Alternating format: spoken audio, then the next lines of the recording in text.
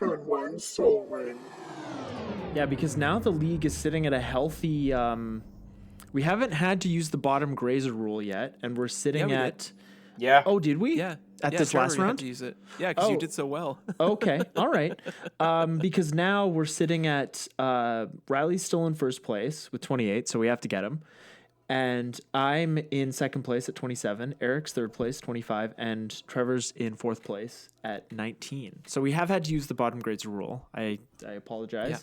But it's much closer. I think we're onto something this time. I don't think it's like quite perfect yet, but Yeah. we're making progress for sure. We're getting onto something. I have a complaint about it. I think that we need to change, but Okay. Yeah. Well, that's what it's all about. yeah. Are you gonna bring it up, or are you just gonna tease us? Yeah. I think we're giving away too many points with the curses. Like I think we were not enough at first, and now we've given it too much. Too many. Yeah. Yeah. Okay. And so we just got to find that balance point, I think. Sure. Definitely. No, I think you're right because they are really enticing. Yeah. Well, now it's like, 4 points. Like I'll take the 4 points. I don't care. My deck doesn't search for anything. I'll take 4 points. I don't care. Right? And then so it's like that's getting a whole achievement there. Just like all right, Boom. cool. Done. I don't have to do well. And speaking of the Commander League, I did today pre-order my Zendikar Rising sealed product, and in that sealed product was the 2 Commander decks. So, and who knows what's in them, but when Commander Legends comes out in December, we can possibly start another league. I don't know. We'll have to see what happens. Nice. Whew. So, sorry everybody. We're gonna start the episode now. welcome. We apologize. Welcome to Turn One Soul Ring. I'm Kevin. Hey, I'm Eric. And I'm Riley. And today on the show, we are going to be revisiting a topic that Eric and I covered a few months ago. The episode was titled Pet Cards, but with the recent release of Double Masters and the reprinting of many of our favorite cards, we thought it was a good time to revisit this topic. But rather than rehash the same list that Eric and I showcased last year, specifically because when I suggested doing an episode like this again, Eric said, no, if we do pet cards again, I'm just going to do the exact same list. So I was like, okay, I'm sorry. We'll think of something else. So we're going to be talking about some of our new favorites, our new favorite cards of 2020. So just to be clear, these aren't cards that were first printed this year in 2020. These are just cards that we really grew fond of since our Pet Cards episode. And since this is a first, essentially, Pet Cards episode for Riley, he has a lot more ammunition to work with. Yeah. But before we get to that, Eric, how can listeners get in touch with us? So they can find us over on the old Instagram at Turn One Soul Ring, the podcast. If you want to send us a direct message, we do have a Gmail account, Turn One Soul Ring, the podcast at gmail.com. And then we also have everything going up on YouTube. So you can check us out over on YouTube and type in Turn One Soul Ring, the podcast. The podcast part is important. Actually, though, you don't have to type in the podcast anymore because I was going on YouTube and looking up our show as I do sometimes. I'm a little neurotic like that. And now if you search Turn One Soul Ring, we show up, like our videos show up, as well as the other gentleman whose channel is just called Turn One Soul Ring. So if you see our logo, which is the name of the show and a little soul ring behind it, that's our content. So, that's kind of nice. We're making progress. We did it. We did it. Yeah, we made it. We're there. We made it. We're part of the algorithm now. That's right. And you can also find us at patreon.com/turn1soulring if you want to have a look at our reward tiers and support us in that way. But just know that listening is a fantastic and adequate way to support us. And honestly, like I've with posting stuff about the vintage cube I put together, I've gotten some pretty funny comments on our Instagram account. I posted some pictures of individual cards, and some guy commented that he was about to comment that the corners looked, quote, fucked, but then he realized that they were proxies and wanted to know where I got them. So that definitely made me laugh out loud. Made me lull. But also known as LOL. Yeah. But now that the self-promotion is out of the way, I never like that part. We wanted to briefly talk about the massive amount of cards that were banned this past Monday. So we had, what do we got here? August 3, 2020. Ian Duke, he's at it again. Okay, so standard Wilderness Reclamation, Growth Spiral, Teferi Time Raveler, Cauldron Familiar, all banned. Pioneer, Inverter of Truth, Kethis, The Hidden Hand, Walking Ballista, and Underworld Breach, banned. Historic, Wilderness Reclamation, Teferi Time Raveler, banned. I mean, they're suspended, but come on. And Brawl, Teferi Time Raveler, banned. Honestly, with this announcement, the people I feel the worst for is the people that had the Teferi Time Raveler as a commander in their Brawl decks, because they're having a tough time. They're playing Azorius Control in Brawl, so I do not have any sympathy for them. But what do we? How do you guys feel about these bans? I guess we can talk on standard first. Yeah, let's start at the top. It's good to see these cards get banned. The one thing though, like Cauldron Familiar, I understand because I think that deck is just going to be really powerful as well.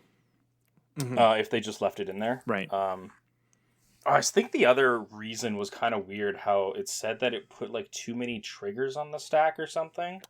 Right. That was in the announcement, and things like that always give me a pause. Like it's sort of the same way, and I hate to kick a dead horse here, but the same way they'll talk about not wanting to reprint fetch lands for that reason, that it makes games take a little bit longer. I just don't think that argument holds water. No, and I think that was just an excuse for them to like try and not have people being like, why aren't you printing French lands? Because I mean, look at Fable Passage. That's a fetch land, and they just reprinted it again. Of course. Well, no, absolutely. Yeah. I mean, to be fair, it's one type of fetch land, right? So if they reprinted like all allied colored fetch lands, then you'd have 5 different versions of the fetch land that people would be shuffling that much more in a game of standard. I don't know, playing a game of Canadian Highlander, like one thing you notice right off the bat is a lot of people play fetch lands and there's a lot of shuffling. And similar in Commander, like if you've seen somebody crack a fetch during their turn and shuffle it and watch the rest of the table wait, like it feels like it takes forever. So yeah, but I think that's more of a player issue rather than a card design or set design issue, because like you can do the courteous thing and just, if it's a 4-player game, it's Eric, Trevor, Riley, and me, and Riley's turn is going to end, and then I'm going to go right after that. I can say on, Eric sitting to the left of me, I'm going to say, okay, Eric, on Riley's end step, I'm going to crack this fetch land. So in case you have any other shenanigans, that's when I'm doing this. And then I'll do it right now and it'll save time. So it's just a shortcut. Yeah. Right. And, but I agree with you, like about Fabled Passage in particular, like that's a 4 of, as opposed to multiple play sets in a standard deck of fetch lands. Yeah, and even just like, I don't know, from playing Modern, I've never really had a issue with them. So I don't know.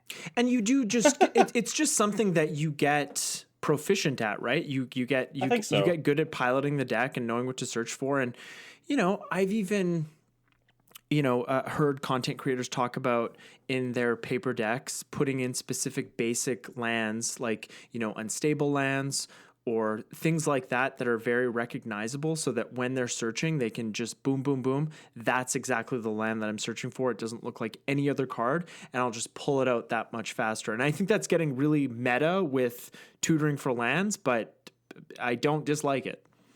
Yeah. Yeah, no, there's definitely some shortcuts you can take, especially in Commander, that save everybody some time. Mm-hmm. Obviously, in competitive formats, there's the appropriate time to crack a fetch. Right, you don't want to do it when your opponent has a window of opportunity to cast something like remove. a creature of yours or a permanent of yours that you would otherwise be able to protect with counter magic, and you just do it at an inopportune time, or get stifled out of the game, kind of thing. It's a modern staple right there. What? Oh man. Okay. Anyways, let's. We were talking about standard here. We were talking about standard. Yeah, we went off on a little tangent there. It's so we definitely had the Bant and what is blue green? Simic. Simic, thank you. I got the 3 colors. I don't got the 2 colors. Guilds. They were way too prominent, and finally we get Growth Spiral out of here. Mm-hmm. And Teferi Time Raveler is about to leave through rotation, and they were like, "Hey, we'll just do it now. You're welcome." I'm glad that it's gone, but my other problem with this is that everything they cite for the reason of banning this was all the player outcry that has been happening for like a year.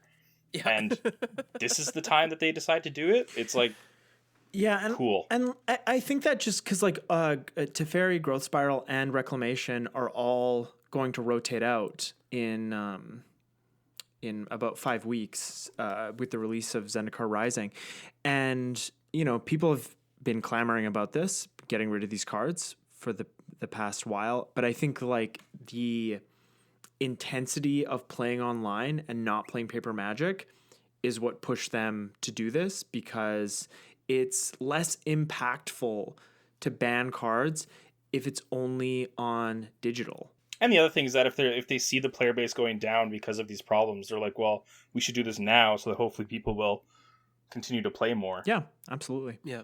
But I mean, the other reason I think that they didn't want to ban Teferi was they still wanted to keep selling packs too, because it was still more of a chase card, and so if you can still use it in standard, it feels good to open it in a pack and stuff. Absolutely, but like even with the banning of Teferi, War of the Spark is such an iconic set and is going to go down in history as such an iconic set that it's that like if you have boxes of War of the Spark, or if you want to buy boxes of War of the Spark, now is the time. Yeah, I think they'll only go up from here after it's done printing. So well, there's a Planeswalker in every pack. Yeah, it's pretty good. So let's move on to Pioneer. What do you guys think about these? Eric, I know you're a Pioneer deck you had just got neutered. Yeah, and I've had this happen to me in the past before, where I'm playing not optimal decks that use a powerful piece, and then it gets wiped. And it's like, well, I don't like it. It sucks, but also like I can see why, because it's like, well, it was really part of this really powerful deck. So, But Walking Ballista being banned, my artifact combo deck is now gone. But even that's probably way worse. Even like Walking Ballista in Heliod Suncrowned, like it didn't have a crazy high win rate. Like I was really kind of surprised to see Walking Ballista get banned in this announcement. Yeah, I think I would have been happier with Heliod getting banned instead, because Walking Ballista is just a fun interactive card. Yeah, and it's so ubiquitous, so yeah. it really hurts. It really is, and it's like, how many decks are really playing Heliod, and they're like, oh, people may try and build around that card or something like that, but it's not as iconic and like good of a card as what Walking Ballista was.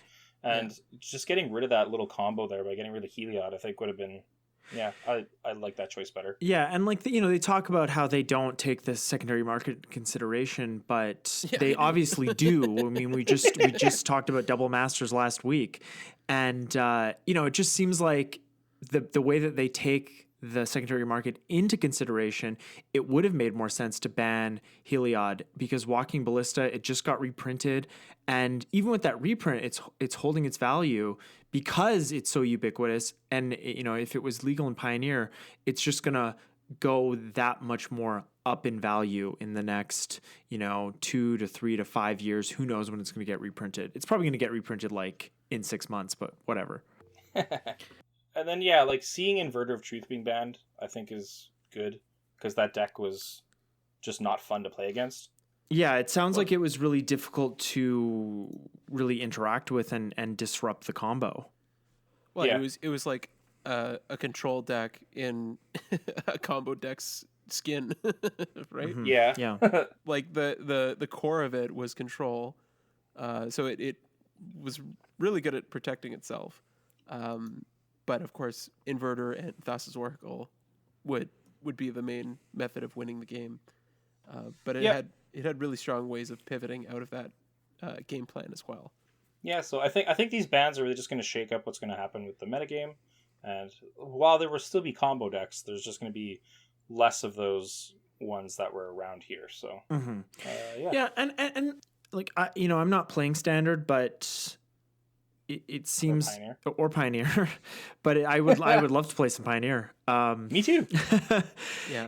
It does seem like this is going to be a great time for MTG Arena and Pioneer for the next few weeks until Zendikar Rising gets released for just for a new little time capsule 5-week metagame. I just think that's really fun to do, and I think in the absence of a really the first time we've seen Magic in almost like a pure digital not format but like digital space, I don't think we would have seen this amount of bannings without this pandemic. So, maybe pandemic has a little silver lining.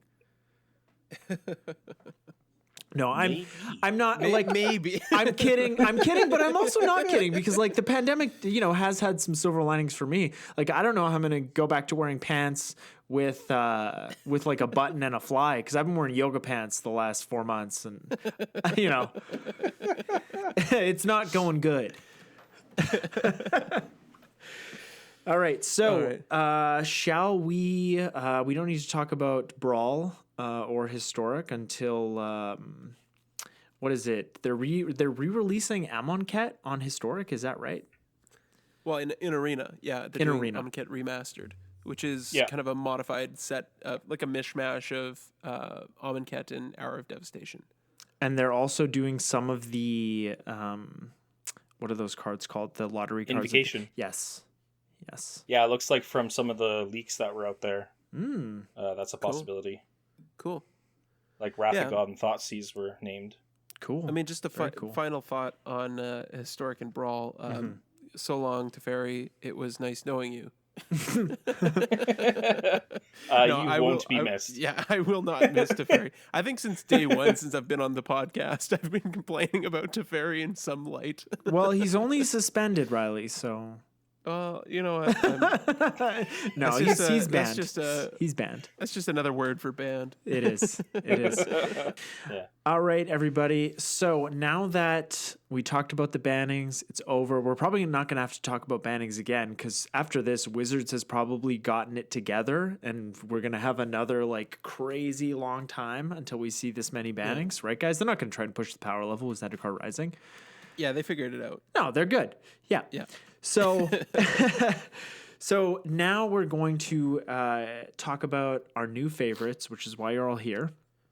We aren't going to be going through the cards in any particular order, so just sit back and enjoy. And Eric, because you have the biggest list, we're going to start with you. Let's start it off spicy. Okay, I'm typing spicy into Scryfall. I got Runehorn Hellkite. So this guy is a 6 CMC, 5 anything, 1 red for a 5/5 dragon. It's got flying. But the cool part about this guy is when he's in your graveyard, you can pay 5 anything in red to exile the Hellkite from your graveyard. Each player discards their hand and draws 7 cards. Nice. Wheel of Fortune right there. Yeah. So I Spicy. do like this one a lot because he's not on the battlefield or like you cast the spell. It's just that at some point, if your graveyard's still there, you can just get a wheel. Yeah, Nice. absolutely. And that's like, what's that card? Soul of New Phyrexia has this kind of ability. I think all the souls do, but that kind of that extra utility in the graveyard is it's just a nice little thing to have. Nobody's looking at your graveyard. They don't know what you have in there. And you're just like, yeah, I'm just sitting here with 6 mana open. Don't worry about it. Yeah. And then you're like, everyone's wheeling. Okay, the first card on my list is Jeweled Amulet. So we talked about this yes. card somewhat recently. It is 0 mana for an artifact. You can pay 1, tap it, put a charge counter on Jeweled Amulet. Note the type of mana spent to pay this activation cost. Activate this ability only if there are no charge counters on Jeweled Amulet. Then you can tap to remove a charge counter from Jeweled Amulet. Add 1 mana of Jeweled Amulet's last noted type. Why haven't they fixed this on Scryfall? I feel like an asshole reading to note the type of mana. But anyways, I think we talked about this on our the episode we did Baron. on Baron Tolarian Archmage, and so like I'm probably repeating myself here, but I'm always trying to lower the curve in my commander decks, especially the ones that are a little bit more, at least that I fancy to be more competitive, and that's exactly what this card does. So obviously, if you want to use this mana to cast your commander, you want to be playing this on turn 1 or 2. But, like I've slotted this into my Yisan deck or my Talran deck, and it just gives me that little extra boost to play my commander, which is the integral part of my deck, even though we don't push that philosophy on this show. But you can build commander decks where the commander is the integral part of the deck. It's fine. But in those decks where the commander is like 3 or 4 CMC, this card is just a little extra boost that if you have it in that opening hand, it's fantastic. And it's a super cheap uncommon from Ice Age. Oh yeah. I mean, what isn't? Yeah. And there are reserve list cards in Ice Age, but they're not even that expensive. Yeah, no, I love the amulet. It's a nice little boost and a nice way to stay mana efficient as well. Mm-hmm. Yeah. Just remember you have to note the mana that you use. It's important. On a little note, you have to use your life counter paper that you take to Modern. Yeah, pull out the stickies. That's why you double sleeve, because you never know when you have to post it. All right. First card on my list is Riel the Everwise. So for one blue and a red, you get a 0/3 human wizard. She's legendary, so she can be your commander. And she gets +1/+0 for each instant and sorcery card in your graveyard. And whenever you discard 1 or more cards for the first time each turn, draw that many cards. And we've already deck-explained Riel. We have. And I built Riel.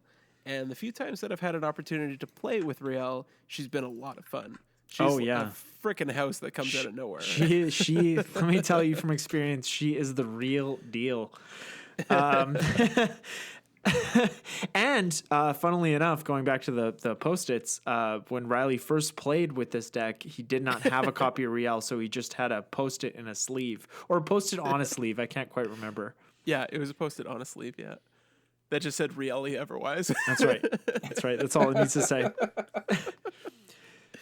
But she was a lot of fun to pilot, or she is a lot of fun to pilot. I still have her. Mm-hmm. And one of the biggest reasons is like Tolarian Winds, which is an instant for 1 and a blue, where you discard your hand and draw that many cards. Like, it's card disadvantage because you're using a card to cast the spell, and getting nothing out of it aside from a fresh hand of whatever you have left. But with Riel, she gives you a big boost with that, and it's really fun to make those really janky cards that you would never see play because they're perfect in that kind of build. Yeah, and just like all those discard effects are just incredibly powerful because you get to draw every card that you discard, like equal to every card. Like it's just, she is a powerhouse. And like I thought she wouldn't be that good because she didn't give a stats boost to both power and toughness, but it really doesn't matter because it's so easy to make her evasive that you just can't even deal with it. And it's like, oh, it's like 40 commander damage. I guess I'll die. Yeah. And the other thing is that like people aren't really running around in Commander playing lightning bolts, If somebody has a kill spell, it doesn't really matter what the toughness is. It's just a kill spell, usually. You're right. We should be running more lightning bolts. If you have a red deck, put lightning bolt in it for this. Yeah, I just remember one game particularly where Trevor was going off in a mono black deck. It might have been his Crick deck. Crick?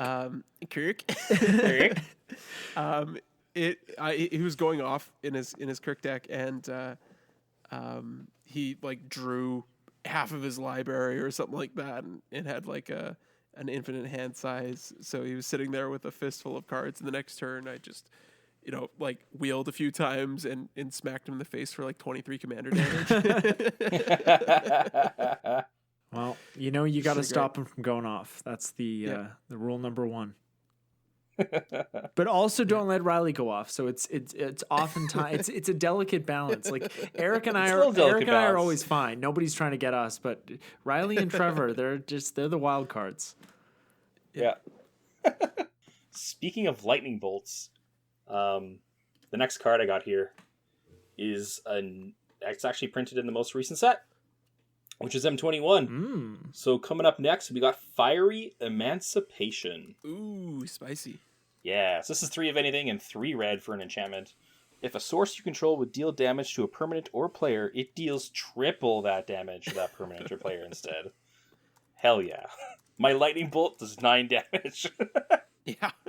Yeah, this just made lightning bolt a force in Commander. Yeah. Yeah, dome somebody for a quarter of their life. Yeah. For 1 mana. For 1 mana? That's pretty good. Yeah. Yeah. Yeah, this card is gonna. Well, I think it already is a Commander staple in many decks. Yeah, I have recently picked one up to go into my Fire Song and Sun Speaker deck. So, so I think that should do some work. So I'm excited to try that out. Yeah. Yeah, and it's crazy that it's any source. It's not like a red source or a creature or anything like that. It's any source you control. It's any source. Yeah. Which is cool because then if you're in like a 3-color deck, you can still kind of run this if it makes sense. So yeah, for sure. That's just what makes the card so powerful. Yeah, I think core set 2021 might be the best core set ever, if we're not including like alpha and beta. Yeah, it's a hot take.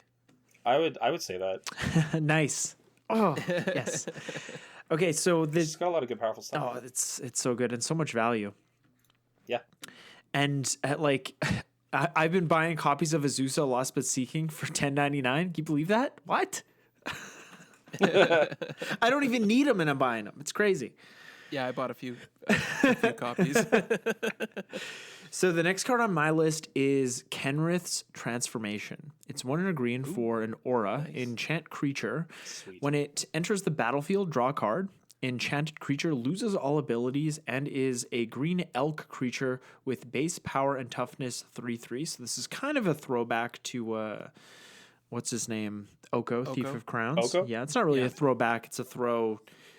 Yeah, a parallel, I guess, because they're in the same set. But I put this card into my Sigarda deck when the Throne of Eldraine was first released because this type of removal is just fantastic when we're dealing with commanders because, removing a commander, like dealing damage or exiling it, it's not a long-term solution because the player that controls that commander or owns that commander can just recast it with an additional commander tax.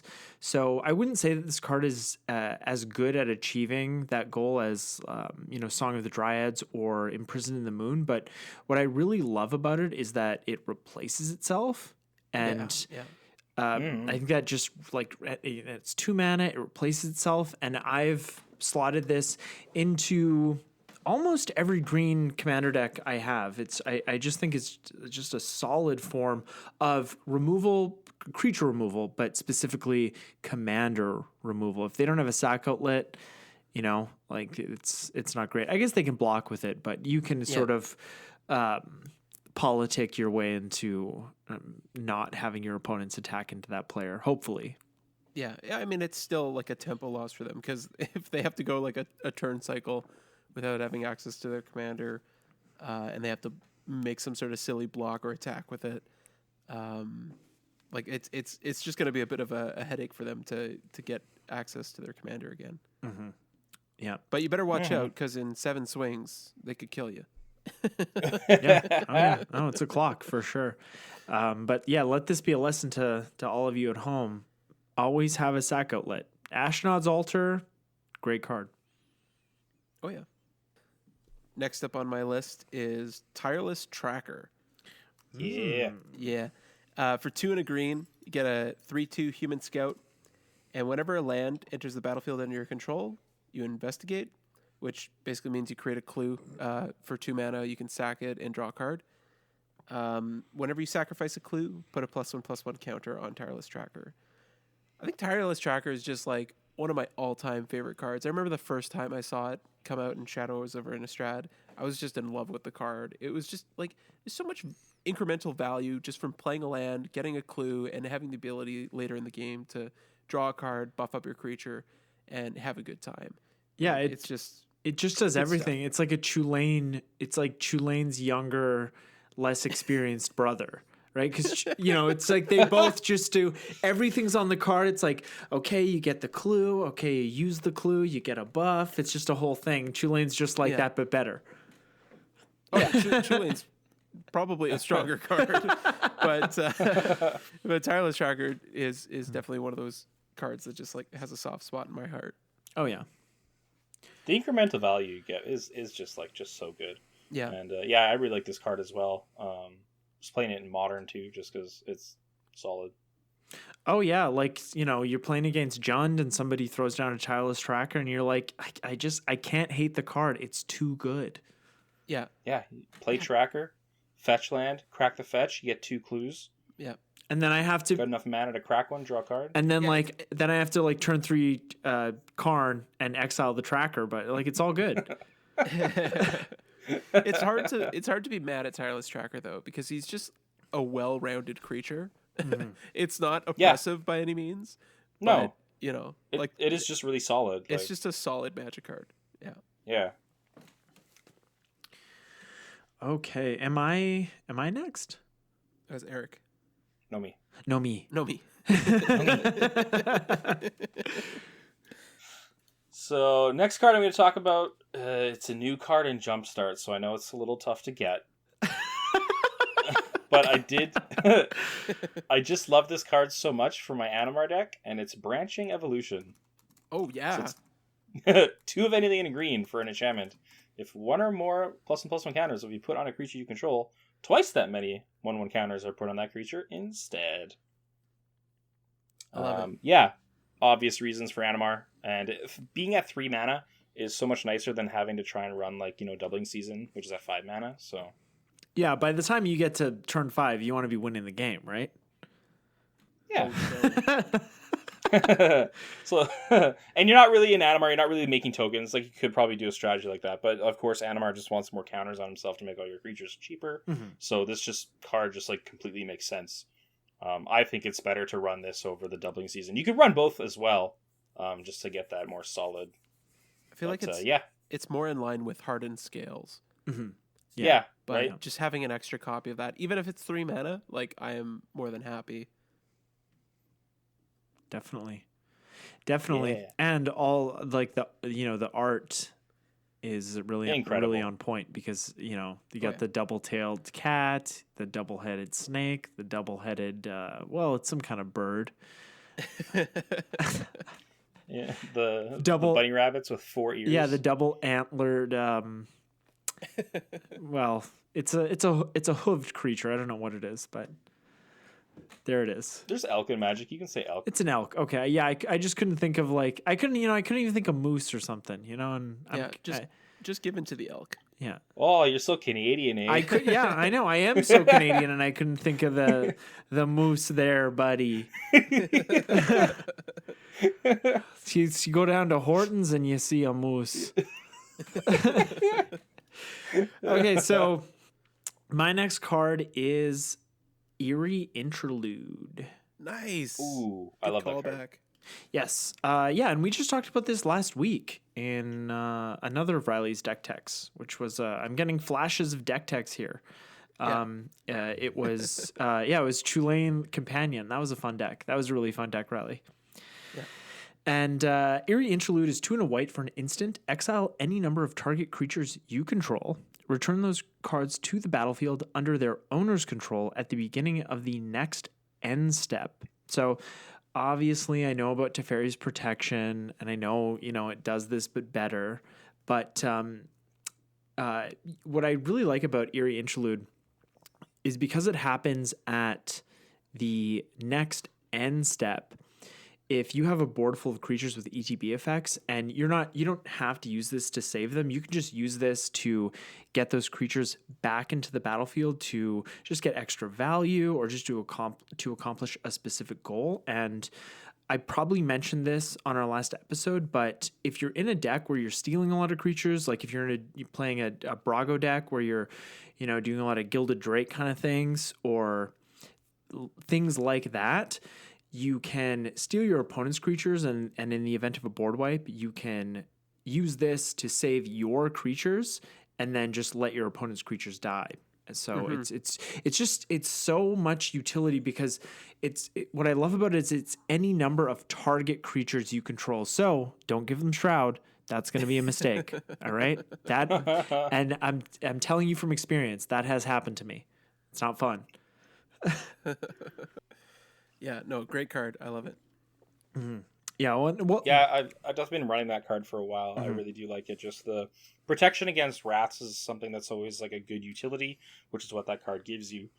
And then ETB triggers are always fun, of course. So yeah, and like white has the best wraths, and it seems to also have the best ways to avoid wraths, but it's usually in the form of giving your creatures, at least in the last few years, it's been giving your creatures indestructible, but this lets you like double up on ETB. So it's just I just love this card.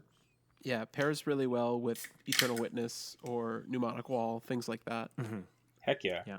And then also, like, to the point of the whole indestructible to get around wraths, the other thing that Eerie Interlude will do for you is if somebody has like a Toxic Deluge or something, if you give your creatures indestructible, they're still dead. But with Eerie Interlude, you just still save them. Yeah. Yeah. Yeah. Faux show. Yeah. Oh yeah. So in those Gaddock Teague decks, come on. Yeah. Get your Eerie's. Well, and it also pairs really well with my next card. Oh, wow. Yeah. Kismet. My next card is Mold Drifter. So for 4 and a blue, you get a 2/2 elemental. It's got flying, and when Mold Drifter enters the battlefield, you draw 2 cards. But it also has Evoke, which is an ability where you can cast the spell for its evoke cost, and if you do, you have to sacrifice it right away. So for 2 and a blue, you can evoke it, basically a divination in that case. But just the flexibility of Mold Drifter, you can do a lot of fun shenanigans with it. So, for example, if you've got 6 mana, you evoke a Mold Drifter, you can then respond to it with an Eerie Interlude and blink the Mold Drifter until the end of turn. And then when it comes back, it's going to see itself as just a normal permanent. It's not going to be evoked at that point, so it's going to stick around. But at the end of that exchange, you're going to end up 4 cards up. Because you'll get 2 cards from the evoke trigger, or the casting it with evoke, and then 2 cards when it comes back down with Eerie Interlude. Yeah, baby, you got a stew going. Oh yeah. Yeah, Mold Drifter is really good. Definitely for the reasons that Riley has already explained. I love playing that card. So I can't believe it was ever printed at Common. Yeah, right? Like what? Popper staple. Oh, it's so good. Stapling Papa. It's just a fun, like, it's just like, I think that's a theme of a lot of my cards. Is just, they're just like good cards. They're not crazy. They're not like Fiery Emancipation level where, triple damage, lightning bolt throw in your face kind of thing. It's like, no, I've got a 2/2 flyer that just drew me 2 cards. Like, it's just a good card. Yeah, and like card. that's why, Riley, like that's why we brought you on. Part of the reason why we brought you on the show, because you're not just like a madman and power hungry like Eric and I. You just want to have fun. Yeah, good old Mold Drifter, good old reliable. He's a good boy. He's a good fish boy. You're a good fish boy. I guess since we're talking about powerful stuff, my next card is Temporal Mastery. So this is 5 of anything and 2 blue, and you get to take 1 turn after this one. You have to exile Temporal Masteries. This isn't a card you can do shenanigans with. And it's 7 mana. It's so expensive. Why do I like this card so much? It has Miracle for 1 and a blue. I really actually like playing this card because I will always cast it for the Miracle cost most of the time. Mm-hmm. Just because I draw it, I might as well just pay 2 mana. Even if it's turn 3 or 4 and all I'm doing is getting like an extra land drop or something, which is pretty much just a growth spiral. I'll still do it. Totally worth it. That's the way I like to play this card. Totally worth it. And what I love about Temporal Mastery is you can just mystical tutor it, and and make sure you can miracle it on your next turn. It's like those two cards were made for each other. Yeah, that's actually a really good point. You can set it up in a way even where if you can put it back on top of your deck or set it up on top of your deck. And have an instant speed way of drawing it on an opponent's turn. Just take a turn after their turn. Mm-hmm. So that's obviously in 1v1 that doesn't really matter, but in our Commander games, in Commander, that's you got some fun little shenanigans. Oh yeah, like this and Noxious Rebirth, you can get some nasty stuff going. There you go. Which is like one of the only. I guess you could mill it into your bin. Yeah, if you mill it or discard it, you could do some Noxious Rebirth shenanigans. But otherwise, you got like Brainstorm or Aminatu, just ways of putting it back onto the top of your library. Yeah. Yeah, I guess if you'd have to get it out of exile, so you'd have to like, what is it, like pull from Eternity or like Rift Sweeper it, but those put them both back. Those put them both back into your deck. So you need another mystical tutor. It's a whole thing. Oh boy. Rube Goldberg, the whole thing. Yeah. Well, sometimes that's what Commander's all about sometimes. But they don't make extra turn spells like they used to, unless we're talking about Nexus of Fate. But that was a mistake. I think we can all agree on that. Yeah, for sure. Even though it was a mistake, I did put it into my Narset deck.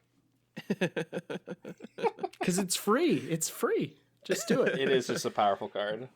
It's just an extra Beacon of Tomorrows. Yeah.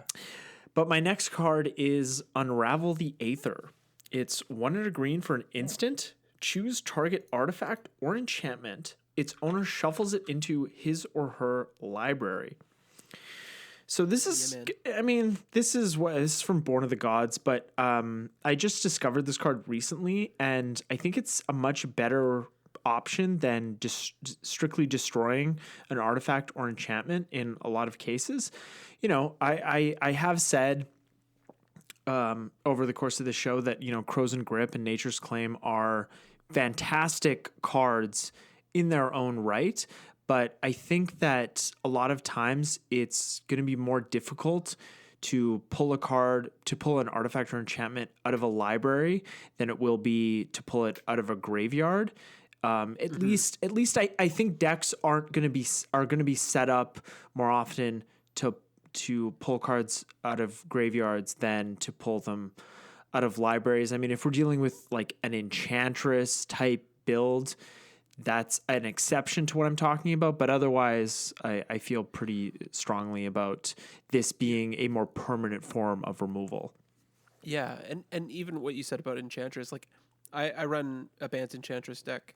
And I'm actively looking to fill up my graveyard with enchantments. Yeah. To, like, bring them back out with... Yeah, like replenish. Yeah, like replenish effects. Mm-hmm. So Deglamour would probably sour my mood a little bit. Yeah, like, even though I do have some tutors, like, you're still spending resources to get that card back. Exactly, yeah, right? And Deglamour is the other... It's just that it's the exact same card. As yeah, basically. Sorry, I was looking at Deglamour here because I was thinking like, oh yeah, there's another version of Unravel the Aether. Yeah, if you want a redundancy, that's it right there. Yeah. This is obviously for all the reasons you guys are saying. I just want to talk about, first of all, this is one of my more favorite artists, Jung Park. Shout out. Oh, nice. And I do love the art on this card, like the bridge, like falling apart in the middle. Yeah. I love this art. Also, a little bit of LOTR vibes. You shall not pass. Oh, yeah. Thank you. Yeah. Oh, yeah. Shout out to those Lord of the Rings fans and listeners. We know you're out there. Yeah. Well, my next card, another goodie, Chart a Course. So for 1 and a blue, you get a sorcery. It says draw 2 cards, and it also has raid, which basically if you I'm getting ahead of myself. It doesn't have raid, Draw- Riley. It doesn't have raid. Yeah, it does, but raid's kind of a weird ability. Draw 2 cards, then discard a card, unless you've attacked with a creature this turn. So raid is one of those abilities that cares about attacking with creatures, like it gives you an additional effect. But basically, yeah, 2 mana. Most of the time, it's going to be draw 2, discard a card. But if you can attack with a creature, then you've got a 2 mana divination. And either of those cards, I am more than happy to play with. Just being able to see more and more of my deck, or get some card selection, or even card advantage if you've attacked with a creature, is really powerful. And being able to do that at 2 mana is extremely powerful. Like, Yep. 3 mana is often where you start to see these kind of like decent card draw effects. And Chart of Course is just a little bit below that curve. And one of my favorite card draw effects, just for that reason. Yeah, no, I love Chart a Course in like I'm putting together a mono blue Canlander deck right now, and Chart a Course is definitely making the cut. It is because like you said, in so many cases it's going to be 2 mana. You spend a card to draw 2 cards. It's fantastic. Yeah, I love this card. Yeah, and in even some strategies like Reanimator, for example, like you don't want to be attacking because you want that discard effect. So depending on the strategy that you're in, that discard can be a big advantage. Mm-hmm. Yeah. Discarding those big boys. Oh, the fatties. Solid blue draw card spell. Speaking of drawn cards, the next one I got here is Peer into the Abyss, another M21 card. I chose this one, like the card effect is really good, but I also love the art. So this is 4 of anything and 3 black for a sorcery. Target player draws cards equal to half the number of cards in their library and loses half their life, round up each time. If you're drawing that many cards, I'm pretty sure you can find something good to do. Yeah, if you're drawing half your deck, and I don't want to insult anybody here, but if you're drawing half of your deck, if you built your deck properly, you're probably in a position to win the game at that point. So a bit of a. What if you have no max hand size and it's turn 7? Okay, well, I don't think that's that's not that's not ideal. Certainly, if you're tapping out to cast this, like you're gonna have a bad time. It's not great. I mean, if you have an Omniscience on the field and then you cast this on turn 7, you're doing fine. You're doing fine. Going to town. A bit of a side note here, but I'm looking at Scryfall, and they have, how they have the formats that these cards are legal and not legal in. Does anybody know what the penny format is? Penny Dreadful? It just says penny. It just says Brawl, Historic, Pauper, Penny, Commander. It might be talking about Penny Dreadful.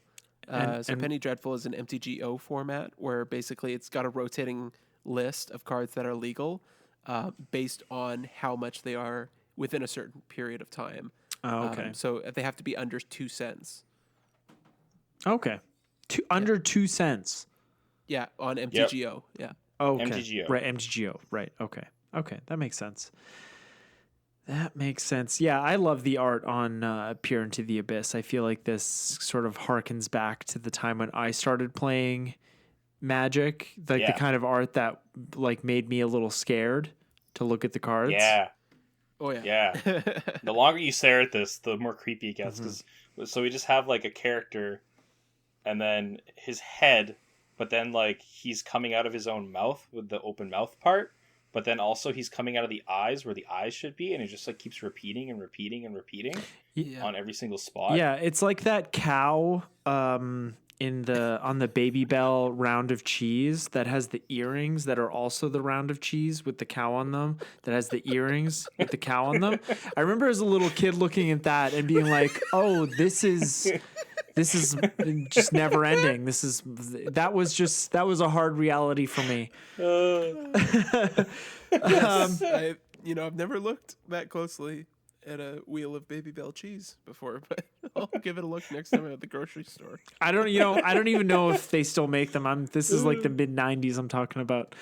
I think that's still there, like the Baby Bells, totally. Well, they still make that brand of cheese, but I don't know if they still have like the cow with the earring art on them. But anyway, it had quite an effect on me, obviously. So the next card on my list is Wall of Roots. Wall of Roots is 1 and a green for a 0/5 plant wall with defender. And its ability is put a -0/-1 counter on Wall of Roots to add a green to your mana pool. Activate this ability only once each turn. So, this is definitely a solid wall to slot into any Arcades deck. It's certainly in my Arcades deck. But it's also a great mana dork in any green deck because you can use its ability to turn the turn it comes into play. So it kind of has pseudo haste. And another thing that's really important to remember about this card is you can use its ability each turn, not just on each of your own turns. So I have this in my Yisan deck, and sometimes with untap effects, it just gives me that 1 extra mana to allow me to search to tutor using Yisan's ability on each of my opponent's turns, even if that ends up killing the Wall of Roots. But it's just a fantastic mana dork that I just don't see on the battlefield too often. Yeah, just solid ramp spell. Yeah, this people definitely don't play it like ever, really. I played it. I used to have I forget it was a creature based Golgari deck. But all of its ramp was creature based, and Wall of Roots definitely saw play there. At the very least, like it's nice sacrifice fodder, or something you can use like Eldritch Evolution on to get a 4-drop or something like that, where you can just have that extra body to use to your advantage in more ways than just one. Right? Obviously, ramping is the main goal, but also being able to block early and prevent some damage or chump late. Does what you want it to do. Yep. And you drop this in an Arcades deck and it's attacking or blocking with Arcades on the battlefield. It's a 5/5. There you go. Yeah. Thick boy. That's a very specific case, but it's a great commander. If you've been hesitant to get into the Bant game, that's a great commander. I'm going to tell you right now. It's just a fun deck. You're drawing cards, you're just winning with commander damage. It doesn't get any more pure Magic than that. If you're like, I don't want to play combo, that's the deck for you. Oh yeah. All right. All right. Well, the next card I have on my list is an oldie but a goodie. It's Regrowth. So for 1 and a green, it's a sorcery that says return target card from your graveyard to your hand. Simple as that. Basically, an Eternal Witness as a sorcery, but also 1 mana less than an Eternal Witness. So if you're not doing any creature, graveyard, ETB, bounce shenanigans, then Regrowth is probably better in that case because a little bit more efficient and just get to reuse a card that you previously used. Oh, love a good Regrowth. It's just and I know fantastic. we've definitely said this on this show before, but Commander being like a singleton format, Regrowth lets us use something again, which is always great. Oh yeah, redundancy is it's not rule number 1, but it might be rule number 1. And if you've ever regrowth the Demonic Tutor, it feels good. Ooh, what's also good is regrowthing an extra turn spell. Oh yeah. There you go. Time warp. What if and the flavor text is let's do it again? Oh man, I just can't even. You gotta read it like Teferi. What if you Demonic Tutor for Regrowth and Regrowth and Demonic Tutor to then tutor something? You know what, Eric? Eric, you're too good. You're too good. It's just bad advice. Yeah, don't do that. It's like, hey, look at how I can spin my wheels. What do I have here? A blue card. We got a blue enchantment. I got a lot of new cards today, which is interesting. Well, it is new favorites, so it Yeah. makes sense. Shark Typhoon. Nice. So this is 5 of anything in a blue for an enchantment. Whenever you cast a non-creature spell, create an XX blue shark creature token with flying, where X is that spell's converted mana cost. You can also cycle it, so you can pay X, 1 in blue, and when you cycle Shark Typhoon, you create an XX blue shark creature token with flying. Good stuff. Yeah, I love spell slinging decks, and so this is a great addition into the spell slinging decks, obviously. This is also great because it's a non-creature spell. Mm-hmm. So even if you're playing some like sort of enchantment-based thing or something like that, still throw this in the deck because enchantments and artifacts are non-creature spells, and you'll still be getting sharks for all those other cards that you will be casting. Yeah, you got to be getting sharks. Yeah, and even just the flexibility of being able to cycle it and get like an instant speed blocker, like that's pretty big game as well. Mm-hmm. Yeah, it can save you in some situations, right? Your opponent thinks they have the kill on you, and then you're like, nope, bring this guy out, kill their best thing. You're still in the game. Yeah.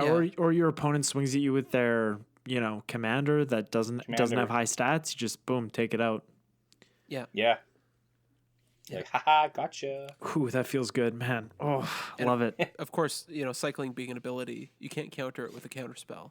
You'd have to stifle it because it's an ability. But good card. Yeah. My next card is Wargate from Shards of Alara, I believe. Alara Reborn, my mistake. So Wargate is X and Bant, so green, white, blue for a sorcery. Search your library for a permanent card with converted mana cost X or less. Put it into play, then shuffle your library. So I think if that was printed today, I'd probably say put it onto the battlefield. But this card is, this card's, I don't want to say underplayed, but it's really great. It's sort of like a Court of Calling Light, because a lot of times when I've played it, I've put it into decks that are very creature heavy and that I've been tutoring for creatures a lot that are in Bant colors, but it's the same mana cost. It doesn't have Convoke, but it is less constrictive, and the upside is obviously that it lets you tutor up any permanent, and so it can let you tutor up any combo piece that you might need, which is what I really like about this particular card. Mm-hmm. And in a pinch, it can get you any land, right? Exactly. 3 mana, get any land. Mm-hmm. Yeah, absolutely. Yeah, I love this card. I remember actually finding it when I was pretty much first starting to play Commander. I had a rune deck, and I was like, yo, this Wargate card. Yeah, and I found it just from, doing a gatherer search on, search your library keywords, and I had never seen it before, and honestly, I don't, besides, I have in my Sliver Overlord deck, and I don't think I've ever seen another player that I've been in a game with cast this. Yeah, I'd say it's like an underlooked tutor for sure. Yeah, because on top of getting the card, I know it can be a lot of mana, but in a way, you're casting the card you want from your library for 3 mana extra. Yeah. It's like a 3 mana tutor plus whatever you plan to play that turn, right? Mm-hmm.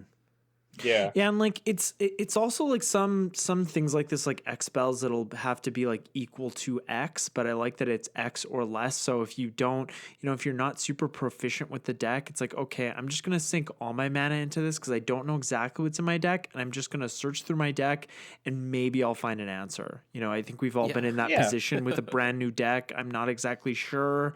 So cards like this are just, they just that little bit of extra leeway, it just adds to the playability. Yeah, for sure. Cool stuff. All right, next card I have is Chandra's Ignition. So for 3 red, you get a sorcery that says target creature you control deals damage equal to its power to each other creature and each opponent. Yeah, this is this can definitely be an I win the game card. Oh yeah.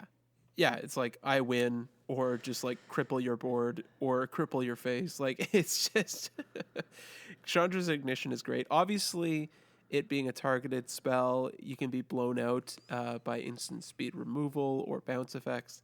But overall, like I play this in my Riel the Everwise deck. I also play it in my Halar the Firefletcher deck, and both those decks look at getting your commander big. So generally speaking, Get huge. You can, yeah. Generally speaking, you Get can swole. you can rely on your commander being pretty big and wiping the board and doing a decent amount of damage to your opponent. Mm-hmm. I also run one of these in Animar. Oh yeah, just get big and blow everybody up. In a pinch, like if you have a Death Touch creature and you target it with this, it's gonna wipe the board anyways, right? Because it's the creature dealing the damage. Or even if you have a like if you don't have a lot of creatures or no creatures on the battlefield, and you have a what's that red enchantment from Urza's Saga? It's like Repercussion. Yeah. So yeah, there's like also if you have Repercussion from Urza's Destiny on the battlefield, it's 1 and 2 red for an enchantment. Whenever a creature is dealt damage, Repercussion deals that much damage to that creature's controller. So like if you had Chandra's Ignition to cast and you didn't have any other creatures or only a couple, you could cast this. You could have this and then cast Chandra's Ignition, and if your opponents had, you know, it wouldn't even take that many creatures to kill them. Like if get wrecked. yeah, if you had like a creature that you were targeting with the Ignition that, you know, was in like double digits, it really wouldn't take that much to get the job done. Yeah, fun card. Yeah, it's a fantastic card and kind of an overlooked card, I think too. I think so. Next up, we got a black enchantment. Nice. And this one costs 2 of anything in a black for Necromancy. Oh. Yeah. So I think I'm going to read the newer text on this one. Yeah, please don't read the Visions text. So you may cast Necromancy as though it had flash. If you cast it any time a sorcery couldn't have been cast, the controller of the permanent it becomes sacrifices it at the beginning of the next cleanup step. It's still not the best.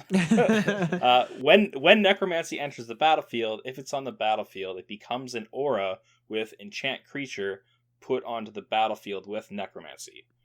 Period. Put target creature card from a graveyard onto the battlefield under your control and attach Necromancy to it. When Necromancy leaves the battlefield, that creature's controller sacrifices it. A lot of weird stuff here, but this card is really fun. Yeah. So it's pretty much the first part there is kind of like an unearth effect. Yeah. If you really need that creature out just right now, it will go away, but you can get it out at instant speed. Mm-hmm.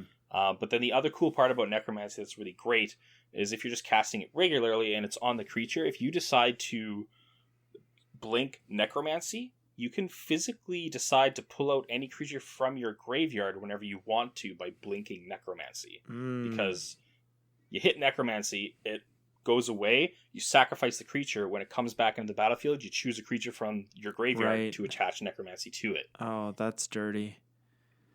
That's the cool part about Necromancy. Oof. Yeah, I love it. That's great. Yeah. Very similar to Animate Dead. But of course, with Animate Dead, you don't have that instant speed flexibility. Mm-hmm. And it also, I guess, debuffs your creature by 1 power. But yeah, just a great reanimation spell. My last card is Cauldron of Souls. So Cauldron of Souls is 5 mana for an artifact. You can tap it to choose any number of target creatures. Each of those creatures gains persist until end of turn, in case you don't know what persist is. When the creature dies, if it had no -1/-1 counters on it, return it to the battlefield under its owner's control with a -1/-1 counter on it. So if you had something like, what's that ability called? Where if a creature dies and it had no +1/+1 counters on it, is it Undying? Undying, thank you. Undying. So if you had a creature that had Undying and it also had persist, then that's just an infinite loop. If you were able to sacrifice it, like that. But I think this is just a fantastic effect for 5 mana in any creature-based deck, and it can go in any deck. And you can also use it politically to save your opponent's creatures because it is any number of target creatures. My favorite place for this card is in my Mikaeus deck because Mikaeus gives all non-human creatures Undying. And after being reprinted in Mystery Boosters, Cauldron of Souls reprinted in Mystery Boosters a couple of months ago, it's cheaper than ever, 77 cents for a Mystery Boosters option. Nice. But yeah, just this ability to save your creatures at least once from a board wipe that isn't an exile effect, is a fine investment, I think. Oh yeah. And reuse some of those ETBs. Stuff. Exactly. Yeah, that's just icing on the cake. Yeah, I always love Wrath Protection, and how you had mentioned, the one thing I love about this card is you can use it politically as well. If you want to make some deals, maybe save a creature or two of your opponents to do something there. So I love it. Yeah, love making deals. Yeah. All right. Last card on my list is Ash Barrens. So Ash Barrens is a land. You can tap to add 1 mana, generic or colorless mana in this case. Don't say generic, Riley. That's wrong. Yeah, not generic. And it also has basic land cycling for 1, which basically means that you can discard it to search up any basic land card and put it into your hand. I love Ash Barrens as a nice budget include for fixing colors, just in the sense that, early in the game, if you're setting up, if you need a specific color and you've got some time, you can land cycle it away for basic land of your choice and fix your colors that way. Or in some of the later turns when you're just looking to curve out and hit your land drops and get to 5 mana, 6 mana, whatever, you can play it as is, just as a colorless source, and not take too much of a hit as far as tempo wise for trying to fix your mana, like something like Terramorphic Expanse or Evolving Wilds would put you in. So yeah. No, if Terramorphic Expanse or Evolving Wilds also tapped for a colorless mana, those would be very, very different cards. Oh yeah, those would be incredible. If you had a fetch land that could tap for colorless or crack itself to find a color, that would be an incredible card. Yeah, well, that's why I'm not a designer at Wizards of the Coast. It's just I want to give back to the players too much, Yeah. They won't have me. He'd be the reason for our standard environment. I would be, yeah. I would make it worse. I'd make it worse because I don't care about standard. Yeah.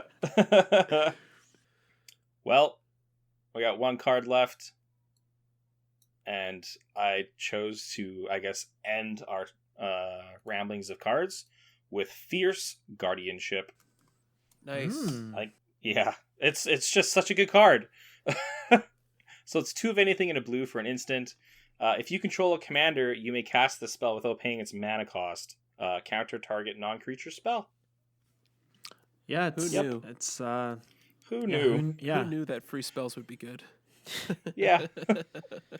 Once I saw this card printed, I was like, "What is this nonsense?" But I obviously am a big blue player, and so being able to get some free counter spells is incredible. And this card is powerful and really good. Yeah, it's definitely the best of that cycle. I think Flawless Maneuver would probably be a close second, but yeah, and the rest of them are like they're fine. Yeah, it's definitely the most expensive of that cycle. Yes. Yeah. Well, for good reason too, because a lot of the time when you're like, your commander is your pivotal part of your deck, this is basically just like a free way to save what you're trying to do. Oh yeah. Mm-hmm. So why not? Yeah. Yeah. Otherwise, you have to put like Pact of Negation in your deck, and it's like, it's cheaper. Why would you want to spend less money on that, right? Jeez. I mean, that's if you're going to go off the next turn too, because if you don't, then you gotta spend 5 mana. You're right. No, you're absolutely right. You got to go off. All right, everybody. Well, with that, we're going to bring this episode to a close. Please do enlighten us on some of your pet cards, your new favorite cards, unless you'd rather keep them a secret, which is totally fine. We understand. Fine. Keep your secrets. Yep, and you can do that by email, or you can DM us on Instagram, or if you want to leave a YouTube comment, we check the comments. We'd also like to thank you for listening, of course, and we'd like to thank our editor Ainsley for the behind-the-scenes work that she does every week. If you want to find us individually, what's this? Oh, it's the Baby Bell cow. Nice. Yeah, right? Like she's got the ears and they have the earrings. Oh, man. It's forever. I thought we had to just... Yeah, It's forever. Keeps Yeah, going. it just keeps going. If you want to find us individually on social media, you can find me at Command Beacon on Instagram. You can find Riley on Instagram at Riley_Dayton. And you can also find him on Twitter at Riley. Where can people find you on Twitter? At Riles Dayton. Nice. And before you hop to the next episode, please check out the links in the show notes. We have Deckstats and social media and all that stuff. You know how it is. You're not going to check it out, but it's there. You can check out my new corgi. Yeah, and look at Riley's new corgi on Instagram. He's beautiful. And you know who likes the corgi is the queen, and she's never been wrong about anything. Never. No, she's great. I'm not a royalist, but I don't mind the queen. I'm sure she's fine. a nice person. Yeah, I was growing up. I always thought it was progressive that we had a queen and not a king.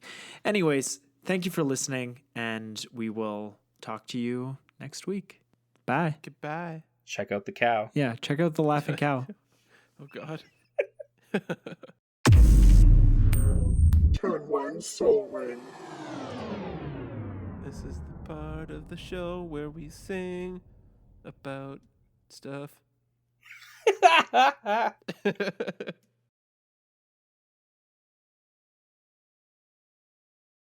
Because if we don't get it, Ainsley is going to get mad. Yeah, I've experienced your fury. Yeah. So yeah, I don't think I've ever seen Ainsley mad.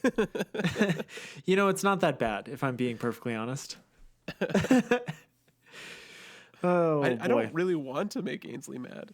Which is why we're so good together, because, we're sort of opposites, right? Like, I'm pretty good, but if you cross me, it's going to be bad.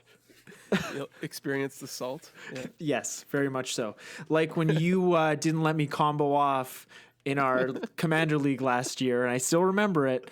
And I was like, "Oh, Riley, you're gonna get more points if you just let me kill you now." But then you didn't let me kill you, and you ended up getting more points, which made me even more salty.